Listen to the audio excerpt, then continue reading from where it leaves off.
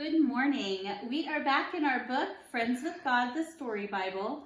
Today we are going to read Our Blood Runs Bold out of Joshua 6, and it is written by Joshua. It's kind of a long one, friends. I stood at the bottom of the giant wall and craned my neck to see the top. The people around me had lots to say about Jericho. These walls are too big to knock down. Those gates are shut tight. There's no way in. Those Jericho warriors are mean and strong. By all accounts, we didn't have a chance. Defeating Jericho seemed impossible. But still, the people of Jericho were afraid of us. They knew what I knew, that God was on our side. In spite of the odds, God gave me courage. While the king of Jericho and his people hid behind their mighty wall, my people and I simply followed God's instructions, even if what God told us to do was really strange. We silently marched around the town once a day for 6 days. On the seventh day, everyone marched around the town 7 times. When we stopped, our priests blew their horns as loud as they could, and then everyone shouted as loud as they could. The great walls of Jericho shook, they cracked, and thundered to the ground. Our enemy was defeated.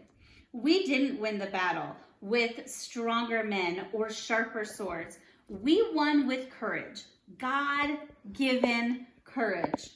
As promised, God spared Rahab and her family, and she lives with us to this day. But as for the rest of Jericho, it was nothing but a pile of rubble. Courage isn't an easy thing. Sometimes it doesn't even make sense, but it must whenever you're facing a situation that seems impossible. There was no logical way for us to defeat Jericho. We didn't fight with hammers or battering rams or swords. We went to battle with one thing, courage, and a dog that barks a lot. Of course, our courage came from God. In the end, it was our voices that caused the walls to crash down. God has given each of us a voice to tell others about God's love, and a voice to speak words that lift up and honor God.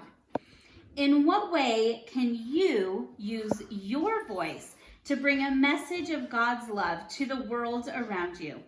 Do you have the courage to tell others about God? I promise you, God will be with you just as he was with me. From Joshua.